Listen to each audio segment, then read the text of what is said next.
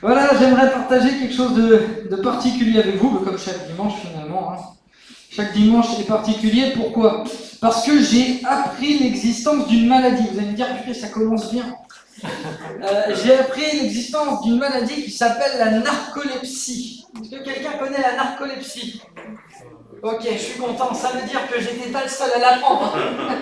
Donc la narcolepsie, c'est aussi un petit peu l'insomnie. Est-ce que tu veux bien mettre un tout petit peu plus de retour dans la voix pour éviter que je... Ouais, il n'y a pas de souci, c'est juste pour éviter que je force.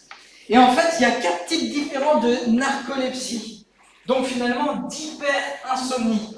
Mais la narcolepsie de type 1, elle compose environ 0,02% des Français. Elle va entraîner des gros soucis. Premièrement, c'est qu'elle va, amener les personnes à avoir un sommeil de mauvaise qualité. Et en plus de ça, être somnolent dans la journée. Moi, ça m'arrive, il y a des fois, quand je prêche, je vois des gens, ils sont en train de piquer du nez. Ils ne sont pas narcoleptiques.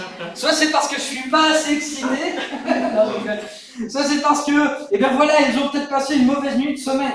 Et je pense que pour chacun d'entre nous, le sommeil est important. Je vais demander à ce que tous les enfants aillent dans la garderie, parce qu'en fait, la garderie, elle est faite pour les enfants. Et je pense que sinon, je vais avoir un petit peu de mal à me concentrer. Parce qu'en fait, j'ai passé une très mauvaise nuit, justement, la dernière fois, à cause de ma fille. Voilà. Donc c'est très bien, finalement, tout ce que je vais vous dire est très personnel aussi. Mais combien aiment avoir de bonnes nuits de sommeil? Voilà, il y en a plusieurs. On aime tous bien dormir, et si jamais on ne dort pas bien, on a envie de passer au moins le peu de temps qu'on dort, une bonne nuit de sommeil. Des bonnes nuits de paix et de repos. Moi personnellement, je ne suis pas un gros dormeur, je n'ai pas besoin d'énormément d'heures de sommeil pour être reposé. Je pense qu'on a tous besoin de bien dormir. En réalité, il n'y a pas besoin d'être narcoleptique, c'est-à-dire d'être atteint d'une maladie pour passer une mauvaise nuit de sommeil. Pourquoi? Parce qu'il y a tellement d'autres situations qui peuvent nous empêcher de bien dormir.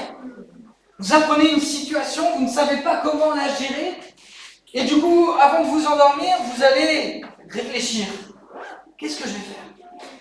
Ou alors, tout simplement, il y a eu une difficulté dans votre famille. On ne vous a prévenu que la veille.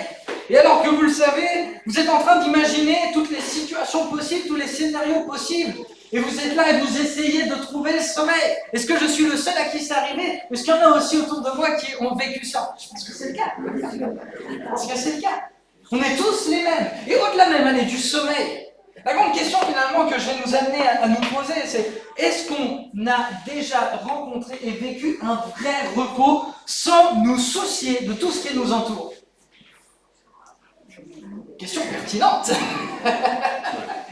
Et oui, c'est donc là finalement la grande question. Vous voyez un petit peu l'introduction pour nous amener là. J'aimerais ce matin voir avec vous un texte de la Bible qui nous parle justement du repos que Dieu veut nous donner.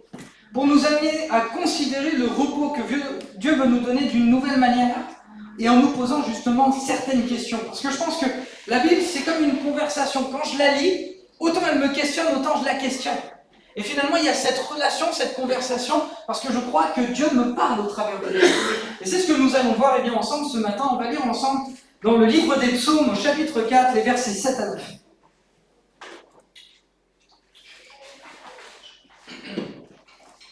Psaume chapitre 4, versets 7 à 9, vous allez pouvoir le lire avec moi, merci à Paul et aussi à Michael pour la vidéo.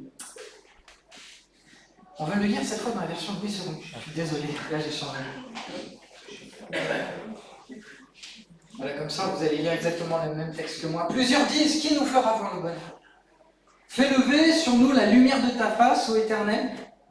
Tu mets dans mon cœur plus de joie qu'ils n'en ont quand abondent leur froment et leur mou. Je me couche et je m'endors en paix, car toi seul, ô Éternel, tu me donnes la sécurité dans ma demeure. Amen. Je pense qu'on veut tous en arriver à cette conclusion. Je me couche et je m'endors en paix.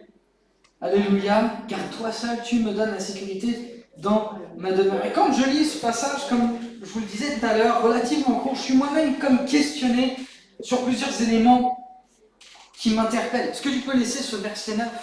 Il est écrit ceci, je me couche et je m'endors en paix.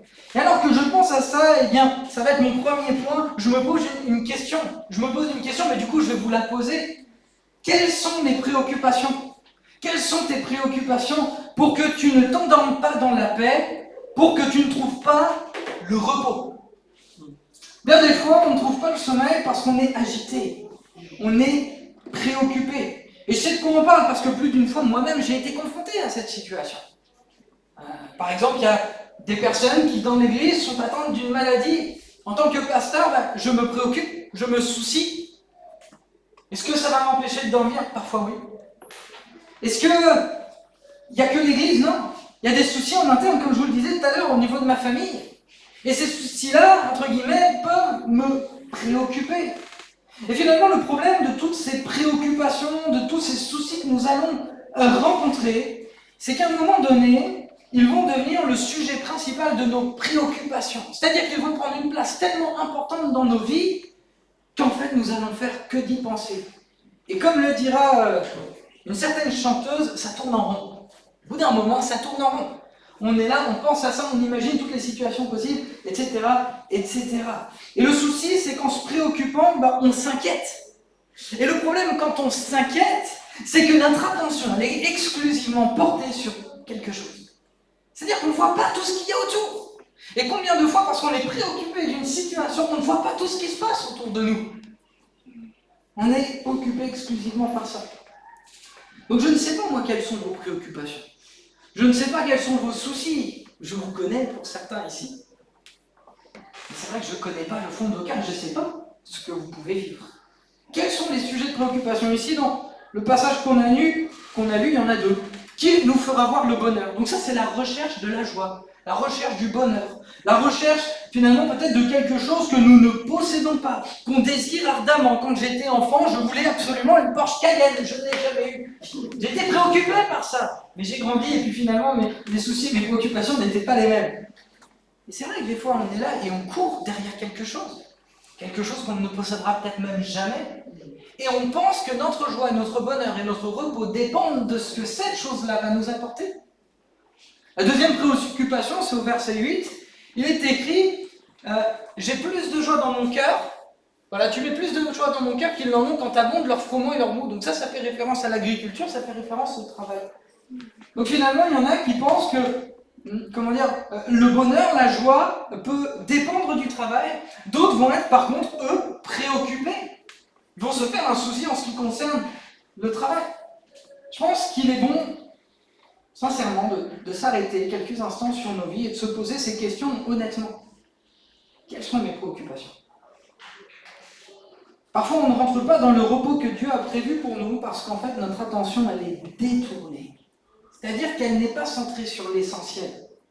Le souci de nos préoccupations, c'est qu'à un moment donné, elles prennent tellement de place qu'elles prennent la première place dans nos vies. Le psaume chapitre 37, verset 4 dit ceci: « Fais de l'Éternel tes délices, il te donnera ce que ton cœur désire. » Pour nous qui sommes enfants de Dieu, en réalité, nous devons nous préoccuper de Dieu avant tout. Il faut que ce soit lui qui soit à la première place et pas mes soucis et mes préoccupations. Jésus va dire ceci: il faut que je m'occupe des affaires de mon Père. Et alors que moi, je me souviens, on passait par un moment relativement difficile avec notre fille, le Seigneur m'a dit: Davy, occupe-toi de mes affaires et moi je m'occuperai des tiennes. Et je pense que c'est ça que le Seigneur veut, c'est qu'on le remette à la première place pour éviter que nos soucis et nos préoccupations ne deviennent le sujet principal de notre attention. Parce qu'en fait, le pire dans tout ça, c'est que ça nous détruit. C'est comme un poison. Et c'est pour ça qu'en réalité, Dieu nous propose son repos. Parce qu'en réalité, on peut le refuser, son repos. On peut le refuser en lui disant non, j'en veux pas. Bon, ça, c'est une possibilité. Mais parfois, on peut le refuser différemment. On peut le refuser tout simplement parce qu'on se laisse submerger par tout ce qui va triompher, entre guillemets, de nos préoccupations dans nos pensées pour nous empêcher bien véritablement de regarder là où nous devons regarder. C'est comme un poison. Jésus dira ceci: venez à moi, vous tous qui êtes chargés, fatigués, et je vous donnerai du repos. Jésus nous appelle à lui, nous appelle à venir avec nos préoccupations, et il nous invite à les laisser à ses pieds. Ça veut dire quoi? Si tu me les laisses, je m'en occupe. Et finalement, je prends le relais. C'est extraordinaire ça. Vous avez déjà vu une course de relais, c'est un bout de bâton. Mais imaginez, Ce sont vos soucis, ce sont vos fardeaux, ce sont vos préoccupations. Il y a une course de relais. Il y a Jésus qui court devant vous. Vous lui passez le relais. Et là, c'est lui qui court. Et là, vous vous reposez. C'est pas mal cette image, hein? Ça vient juste d'arriver. C'est tout vrai. Et c'est ça en fait. Je me souviens une fois, mon père, j'étais jeune, j'avais une dizaine d'années, vient me voir avec un sac à dos très lourd. C'était certainement tous les sacs que j'avais à l'école. Il me dit, Davy, il m'a dit, mets ce sac à dos sur tes épaules. Là, je me suis dit, purée, papa, t'as aucune pitié pour ton fils. Et là, je le porte. Oh, il devait faire au moins entre 12 et 16 kilos. Enfin, je dis ça, mais vous savez, quand on est enfant, peut-être qu'on grossit un peu les choses. Et il me dit, tu vois, Davy, ça peut être tes soucis, ça peut être tes préoccupations, ça peut être tes fardeaux. Et Jésus, il te dit, viens à moi et décharge-toi sur moi. Il me dit, le problème, c'est que les gens, ils viennent à Jésus, ils se mettent à genoux, ils commencent à prier, Seigneur, ils mettent le sac devant. Je te laisse tous mes fardeaux. Et puis quand ils repartent, ils les reprennent. En réalité, ce que je veux dire par là, c'est que je pense que parfois c'est miraculeux de pouvoir être véritablement déchargé de nos problèmes. Mais c'est à partir du moment où on décide de lui laisser l'opportunité de s'en occuper que le miracle se produit. Et du coup, quand mon père m'avait dit ça, il a fait quelque chose que j'ai beaucoup aimé. Vous voyez, j'ai 10 ans, ça m'a marqué. Il a pris tous les livres, il les a enlevés, il a pris le sac et il a dit, regarde, ça vole. Il m'a dit, c'est ça en fait que Jésus veut faire. Tu te décharges auprès de lui, c'est lui qui s'occupe de tes problèmes, et toi tu repars léger. C'est un miracle. C'est un miracle. Quelles sont tes préoccupations? Je pense que c'est une question de foi et de confiance, parce qu'en réalité, Jésus veut nous amener à lui faire confiance et à dire, ok, moi je peux m'occuper mieux de tes problèmes que toi. Et oui, c'est ça. Je peux mieux m'occuper de tes problèmes que toi. Parce que toi, tu es limité. Toi, tu ne vois pas tout ce qui peut se passer. Le problème, c'est qu'en te préoccupant de tout ça, tu vas délaisser ta famille. Tu vas délaisser ton travail. Tu vas délaisser toutes les choses pour lesquelles tu t'étais engagé parce que tu ne vas penser qu'à ça. Quelles sont tes préoccupations? Soit tu laisses la possibilité à Dieu de diriger ta vie, soit c'est toi qui la diriges. Et finalement, qu'on soit chrétien ou qu'on ne le soit pas, c'est exactement la même chose. Te couches-tu et t'endors-tu un peu. De cela, quelques années, notre deuxième enfant est arrivé au monde, c'est Judy, vous la connaissez. Et comme vous le savez, elle est née avec un handicap. Et lorsqu'elle est arrivée au monde, il est vrai que c'était des temps compliqués parce qu'on ne s'attendait pas à ça. On avait fait quelques échographies, il nous avait dit, voilà, il y a un souci visiblement au niveau de votre fille. Elle a un rétrognatisme. Un rétrognatisme, ça veut dire que le menton est légèrement enfoncé. Ils nous ont dit, voilà, ça va entraîner des conséquences. Le voile du palais ne sera pas refermé. Donc c'est toute la partie au niveau du palais, donc il faudra adapter, etc. etc. Donc on est à l'hôpital, notre enfant arrive, et bien finalement ça se passe très mal, insuffisance cardiaque, insuffisance respiratoire. Et puis finalement ils la mettent sur Léana pour qu'elle puisse lui donner le lait, et puis on voit qu'elle est en train de s'étouffer. Ce sont des temps qui sont extrêmement compliqués. Et à partir de ce moment-là, notre fille a été placée aux soins intensifs. Aux soins intensifs. Et avec mon épouse, à ce moment-là, alors que notre fille était en train d'être placée aux soins intensifs et qu'ils étaient en train de faire le diagnostic de ce qui était en train d'arriver, on avait la responsabilité de l'église de Saint-Étienne, vous savez pour la plupart, avec plus de 300 personnes, plus de 120 ados, et ce qui est vraiment un gros travail. Et je ne vous dirais pas que je n'ai pas été préoccupé par la situation de ma fille, mais en tout cas, je peux vous dire que je n'ai pas été suffisamment pour que ça m'empêche de dormir. Je vous explique pourquoi. Parce qu'au moment où notre fille est arrivée, premièrement, il y a un miracle qui s'est passé. C'est premièrement, on a senti une paix qui est surnaturelle. Je ne peux pas vous l'expliquer, si ce n'est peut-être il faut que vous la viviez. Mais deuxièmement, on savait que Dieu s'occupait d'elle. Dieu s'occupait d'elle. Et le soir, avant de me coucher, j'avais la possibilité. Soit je m'inquiète pour elle, pour son avenir, pour l'avenir de notre famille, pour l'avenir de notre ministère, enfin, du côté pastoral. Ou alors, je choisis de lui faire confiance. Et bien, sans vous mentir, je crois que j'ai jamais aussi bien dormi pendant ces 4 mois que dans tous les autres. Pourquoi? Parce que j'ai fait confiance à Dieu. Amen. Quand on fait confiance à Dieu, ça vaut tout. Et comme je vois aujourd'hui le résultat, et vous-même, vous pouvez le voir, et quand on voit tous les progrès qu'on fait, je me dis, on fait bien d'avoir confiance en lui. Amen. Parce que c'est lui, finalement, qui nous aide C'est lui qui nous donne l'espoir. Mais au-delà de l'espoir, il agit. Alléluia.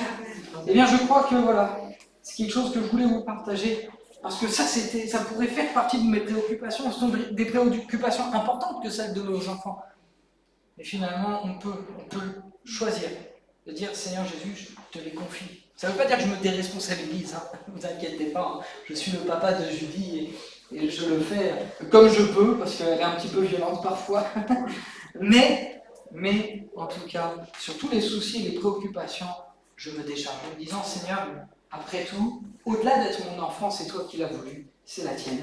Et puis je te la laisse, pour que tu puisses la conduire, la diriger, pour qu'un jour aussi elle puisse te rencontrer. Quelles sont tes préoccupations? Quels sont tes soucis? Fais le choix de faire confiance à Jésus. Donc ça, c'est mon premier point. Quels sont mes soucis? Quelles sont mes préoccupations? Est-ce que tu pourrais afficher le verset 9? Le deuxième élément qui m'a posé une question quand j'ai lu ce passage, c'est cette phrase au verset 9. Le psalmiste va dire ceci: « Toi seul, ô Éternel, tu me donnes la sécurité dans ma demeure. » La deuxième question, finalement, que je me pose, et elle paraît logique, quelle est notre sécurité? Ou plutôt, quelles sont nos sécurités? Voilà, comme ça, je vous laisse le temps de réfléchir.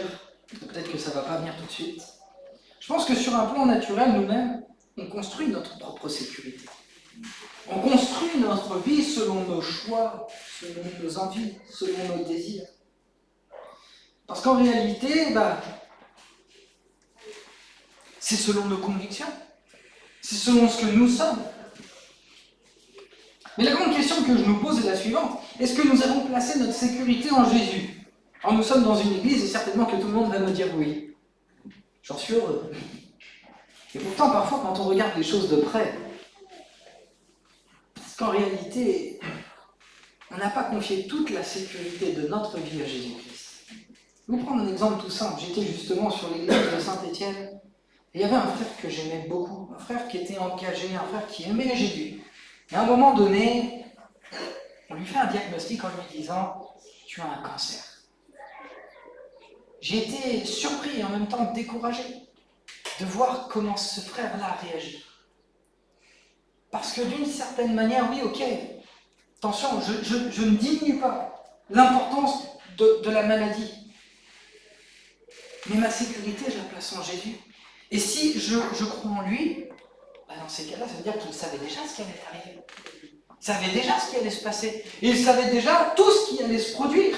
Et finalement, c'est comme si à un moment donné, je ne lui faisais plus confiance. Pourtant, ce frère-là était toujours dans les mains de Dieu. Et Dieu était techniquement sa sécurité. En réalité, la sécurité, donc là je laisse le plan de la maladie, la sécurité que nous avons dépend de la valeur que nous apportons aux choses qui nous entourent. Si j'apporte énormément de valeur à une chose, donc là on parle de la maladie, c'est ma vie, mais ça peut être aussi ma famille. Quand une de ces choses-là dans ma vie va être touchée, bouleversée, j'aurai l'impression de perdre toute sécurité. Plus on apporte une grande valeur, plus le jour où cette chose-là est touchée, plus je me sens dans l'insécurité. Je ne dis pas qu'il ne faut pas accorder de la valeur aux personnes qui nous entourent. Mais ce que je dis juste, c'est que tant que Jésus est dans la première place, eh bien on gérera mieux tous les autres qui sont en dessous. C'est-à-dire ma famille, ma vie, mon corps. En fait, Christ a une plus grande valeur dans ma vie, dans ta vie. Et plus tu iras, et plus ça ira. En quoi places-tu ta sécurité? Il y a un autre élément que j'aimerais aborder avec vous sur la sécurité qui, à mon sens, est importante. Est-ce que tu pourrais afficher Romains chapitre 8, verset 15, s'il te plaît?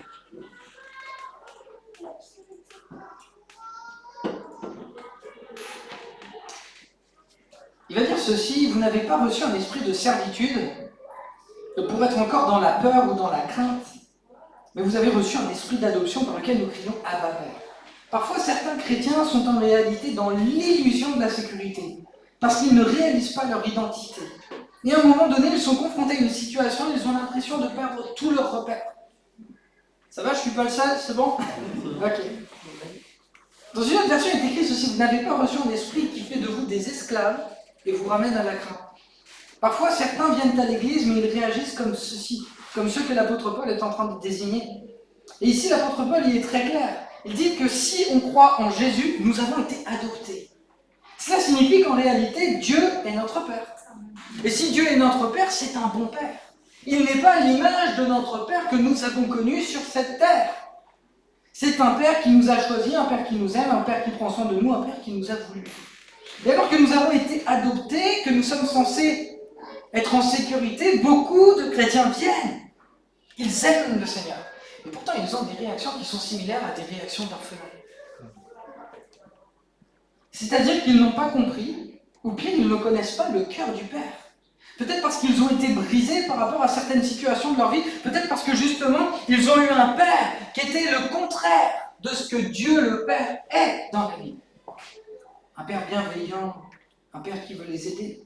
Et si sur cette base, nous ne réalisons pas que nous sommes adoptés, que nous sommes fils et filles du roi, alors on va développer des sentiments d'insécurité, des comportements d'insécurité, des fonctionnements d'insécurité. Et là, finalement, on touche à quelque chose de particulier parce qu'on parle de notre relation avec Dieu. Laissez-moi juste faire quelques comparatifs de l'orphelin, de l'attitude d'un orphelin et d'un fils et d'une fille du royaume sur 5 éléments qui vous permettra de vous positionner ou peut-être juste de vous remettre en question. Premièrement, la sécurité. Vu qu'on parle de ça, les orphelins se débattent dans un sentiment d'insécurité. Ils deviennent rapidement doués pour le cacher. Est-ce que vous êtes doués pour cacher votre insécurité ? Ils font beaucoup d'efforts pour se comporter avec droiture et en font assez pour plaire à Dieu et gagner ses bénédictions. C'est intéressant. Les fils, eux, au contraire, vivent dans la paix et se reposent dans les bras du Père. Ils savent que leur sécurité est en Dieu et que cela ne dépend pas de leur comportement. Le besoin d'approbation. Nous avons tous besoin d'approbation, nous avons tous besoin d'être acceptés. Mais pour les orphelins, ce besoin est plus impérieux, plus absolu. Ils font de gros efforts pour être honorés, approuvés et acceptés des hommes. Les fils ne sont pas influencés par cette peur et ce désarroi parce qu'ils savent qui ils sont. Ils savent qu'ils sont totalement acceptés par Dieu, leur Père, et justifiés par sa grâce. On va prendre l'image de soi maintenant. Les orphelins ont une mauvaise image d'eux-mêmes. Là, on touche à quelque chose de particulier. Ils ont même une attitude d'auto-rejet. Cela les amène à se comparer aux autres. Je ne sais pas si vous vous comparez aux autres. Mais les fils, eux, sentent bien qu'ils sont acceptés. Ils réalisent, comme le dira David, qu'ils sont une créature merveilleuse, voulue et acceptée par leur Père. On va parler maintenant des relations avec les autres. Les orphelins se comparent à leurs égaux au travers de la compétition, la rivalité, la jalousie, le succès ou la position des autres. Pour les fils, les relations avec les égaux sont empreintes d'humilité, d'unité, parce qu'ils honorent les autres. Et parce que, comme la Bible le dit, ce sont des serviteurs. Ils voient leur frère comme étant au-dessus d'eux-mêmes et ils se gardent de l'orgueil. Je reprends un dernier, c'est la perception de la présence de Dieu. Les orphelins voient la présence de Dieu comme soumise à des conditions lointaines. S'ils ont passé une bonne journée, ils ont l'impression d'avoir apaisé le cœur du Père, leur maître.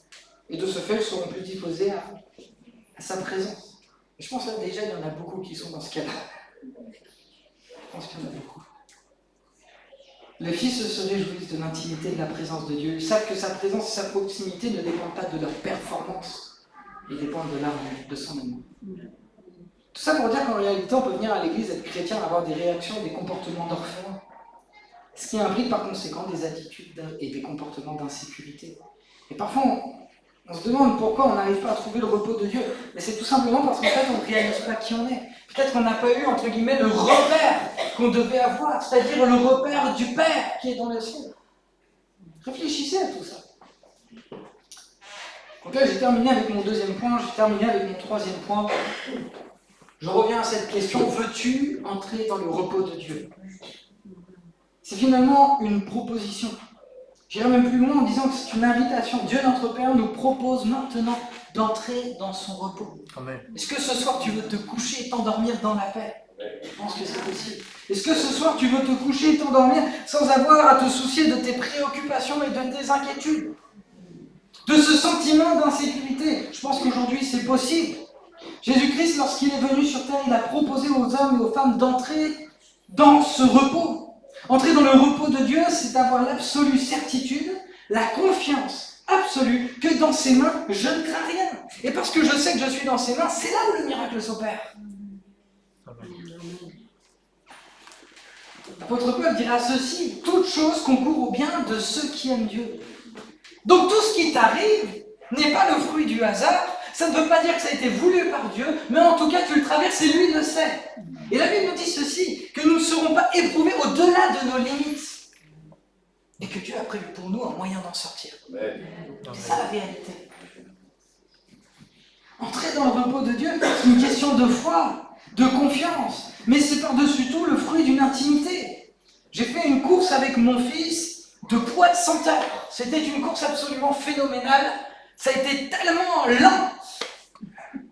On avait mis quelques terreaux, on avait mis tous les deux notre poids de 100 heures et on l'a arrosé tous les 2 jours. Et on a regardé. Et Jarod, il a commencé très très lentement. Et puis moi, j'ai pointé en flèche. Et puis Jarod, à un moment donné, m'a dépassé. Bon, tout ça, c'est sur 20 jours. Hein. Je vous fais un gros résumé en l'espace de 5 secondes. Bref. Mais s'il y a eu le fruit au bout, c'est parce qu'on a pris le temps de l'arroser.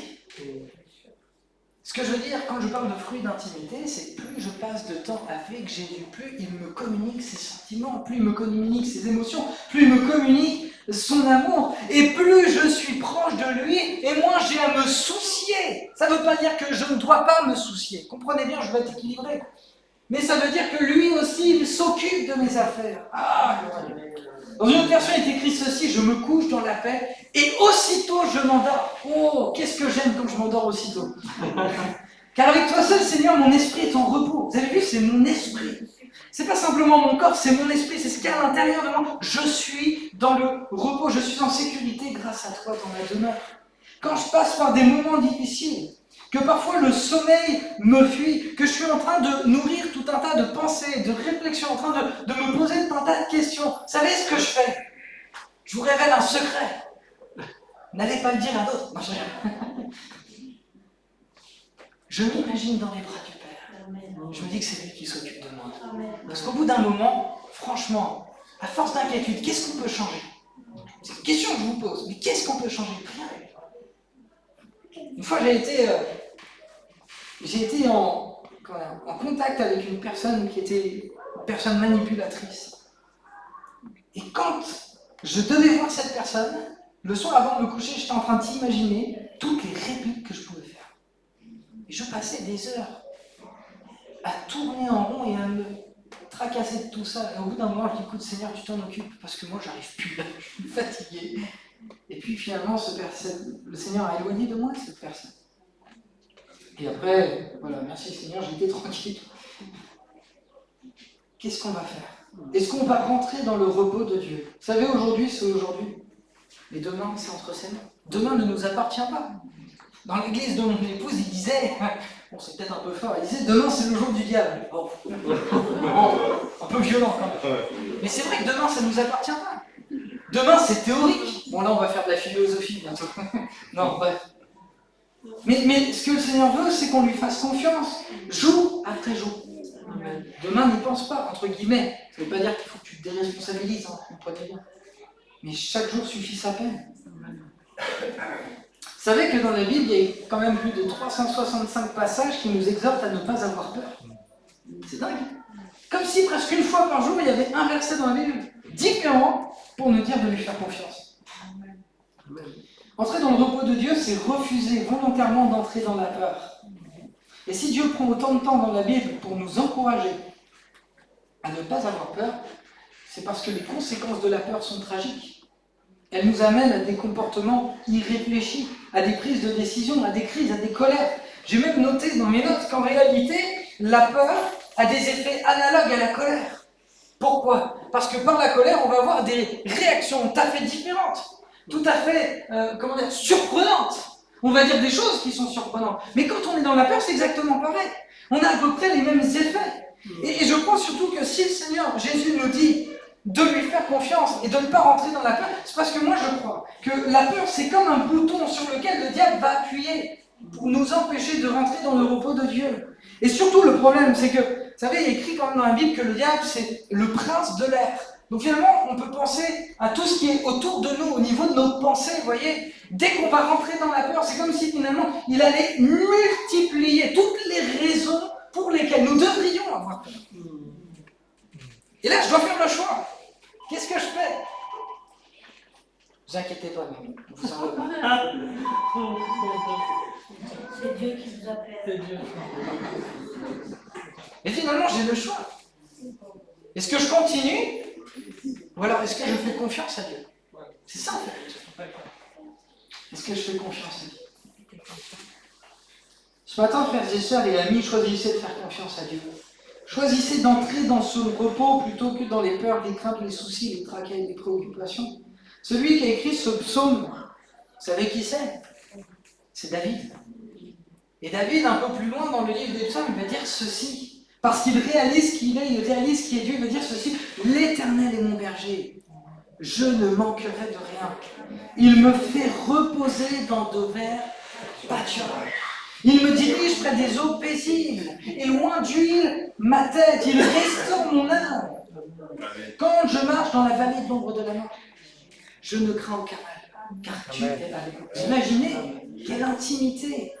Je ne crains aucun mal car tu es avec moi. Ta houlette et ton bâton me rassurent. Tu dresses devant moi une table en face de mes adversaires. Tu induis ma tête, ma coupe déborde. Il veut dire ceci, oui, le bonheur et la grâce m'accompagneront tous les jours de ma vie et j'habiterai dans la maison de l'Éternel jusqu'à la fin de mes jours. Amen. David, il connaît son sauveur. Et franchement, en tant que roi, vous ne pensez pas qu'il devait avoir des préoccupations? Vous ne pensez pas qu'il devait être parfois tracassé? Certainement, mais il a choisi de faire confiance à Dieu. Quelqu'un dit ceci, la vraie joie et la paix ne dépendent pas des circonstances, mais de la protection et des ressources que Dieu accorde. Ce matin, il y a un Père, c'est votre Père, qui veut vous inviter à rentrer dans son repos, à rentrer dans cette intimité, dans cette proximité. Et je pense qu'il y a besoin d'un shift. Un shift, c'est un changement. Aujourd'hui, je veux changer ma façon de voir les choses. Aujourd'hui, je veux changer ma façon de me soucier de mes préoccupations. C'est un peu bizarre de faire ça. Me soucier de mes préoccupations. Mais maintenant, je veux que ce soit Jésus qui s'occupe de mes problèmes. Je veux rentrer dans cette paix, dans ce repos. Souvenez-vous de ce que Jésus va dire à ses disciples. Je vous donne la paix. Je vous donne une paix qui n'est pas comme celle que le monde donne, mais c'est une paix qui est divine, une paix qui est surnaturelle. Est-ce que tu veux de cette paix? Amen. Est-ce que tu veux rentrer dans ce repos? Je vais vous inviter, on va fermer nos yeux quelques instants. Et ensemble, on va tout simplement considérer tout ce qui a été dit. Et on va laisser toute la place. Excusez-moi. On va laisser toute la place à Jésus. Pour que ce matin on puisse vivre un miracle. Amen. Pour que ce matin on puisse vivre le repos, ce repos de Dieu. Alléluia. Que l'on soit béni.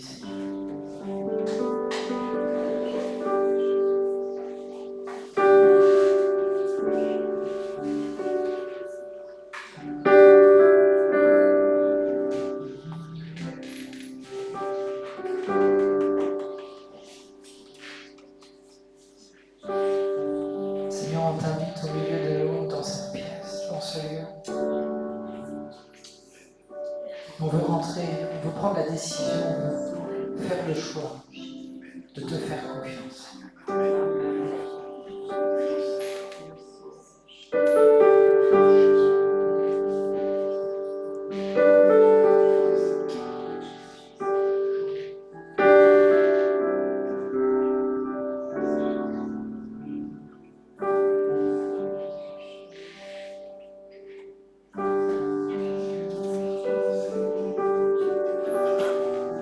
Ton esprit est au milieu de nous, Seigneur. On revient comme on l'a entendu avec ce sac, avec tous ces fardeaux. Déposés à tes pieds.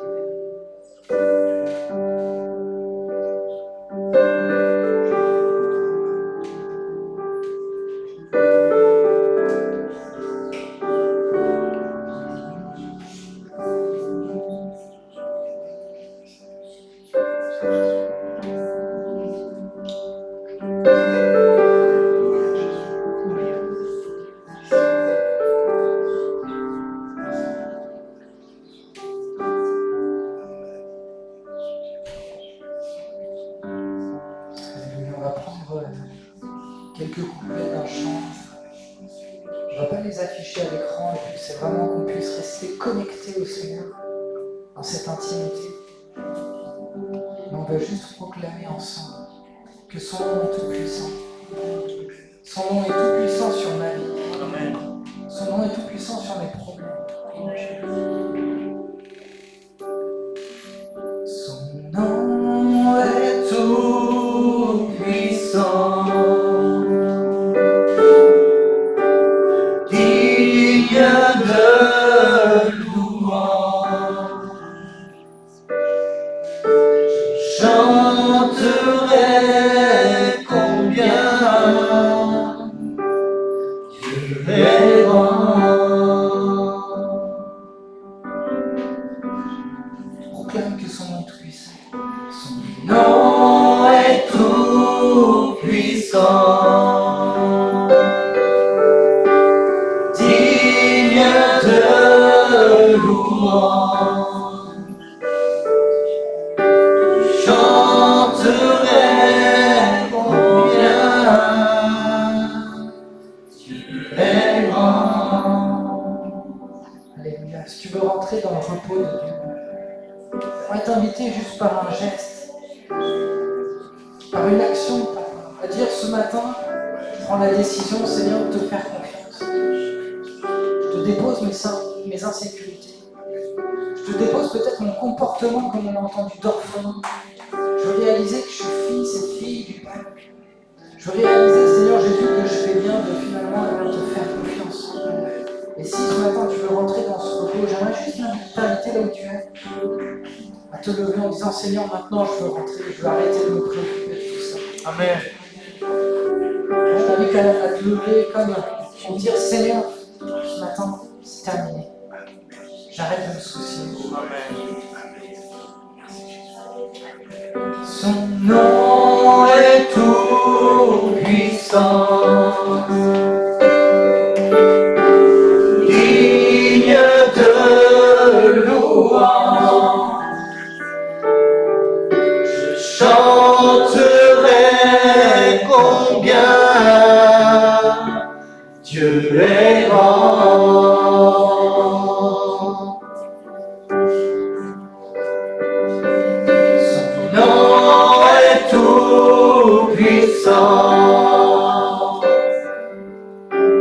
Digne de louange, je chanterai combien Dieu est grand. Alléluia.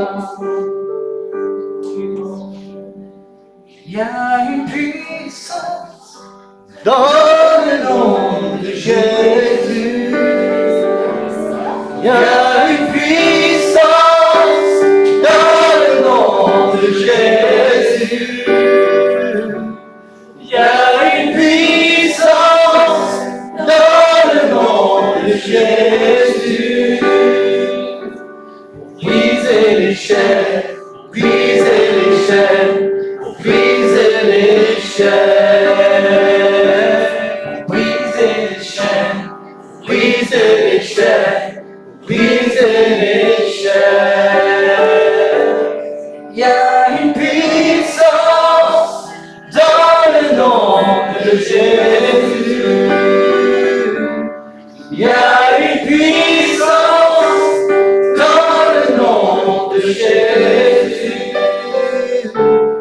Il y a une puissance dans le nom de Jésus. Briser les chaînes, briser les chaînes, briser les chaînes, briser les chaînes, briser les chaînes, briser les chaînes, briser les chaînes, briser les chaînes, briser les chaînes, briser les chaînes. Alléluia, et par la foi on va le dire ensemble. J'entends mes chaînes tomber. Il y a croyez les chaînes, les liens, les préoccupations, ça peut être comme des liens et des chaînes. Alors ce matin, on va dire Seigneur, maintenant on sait que c'est toi qui t'en occupes. Mais on va proclamer ensemble, j'entends les chaînes tomber. J'entends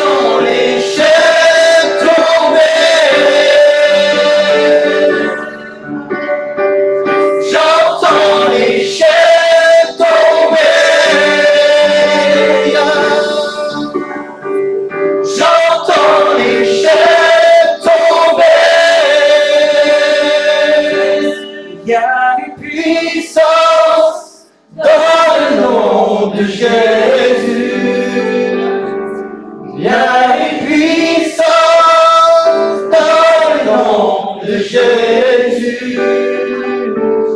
Il y a une puissance dans le nom de Jésus. Briser les chaînes, briser les chaînes, briser les chaînes. Alléluia.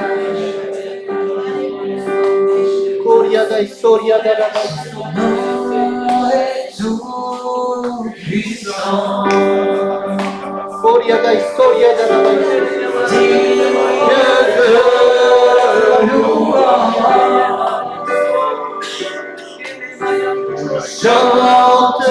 chanterai combien Dieu est bon.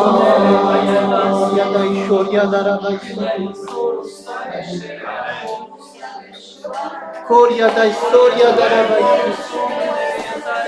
Gloria dai soria dalla Sara Gloria dai Merci pour ce que tu fais en cet instant. Merci Jésus. Je crois, Seigneur, que tu fais quelque chose d'extraordinaire. Gloria dai Alléluia, on va ressortir de ce lieu libéré. Amen. Libéré. Parce que Christ est venu pour nous rendre libres. Que ton nom soit loué, Jésus.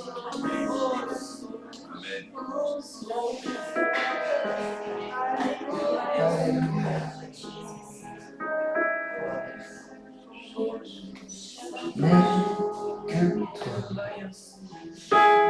toi dans le ciel, je ne désire rien d'autre que toi sur la terre. Si je suis faible, et même si je tombe, tu es le soutien de mon cœur. Oh oui, Dieu, tu es le soutien de mon cœur, mon héritage et mon plus grand bien. Oh oui, Dieu, tu es le soutien de mon cœur. Près de toi, je me sens bien.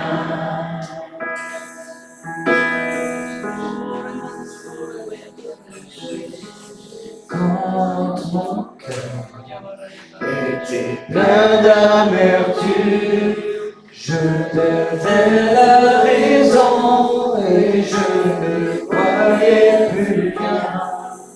Il s'approcha pour me saisir la main. Tu es le soutien de mon cœur. Oh oui, Dieu, tu es le soutien de mon cœur, mon héritage et mon plus grand bien. Oh oui, Dieu, tu es le soutien de mon cœur. Près de toi, je me sens bien. Comme une prière. Oh oui, Dieu, tu es le soutien de mon cœur, mon héritage et mon plus grand bien. Oh oui, Dieu, tu es le soutien de mon cœur. Près de toi, je me sens bien. Près de toi, je me sens bien. Près de toi, je me sens bien. Alléluia. Est-ce qu'on peut acclamer le Seigneur? Amen.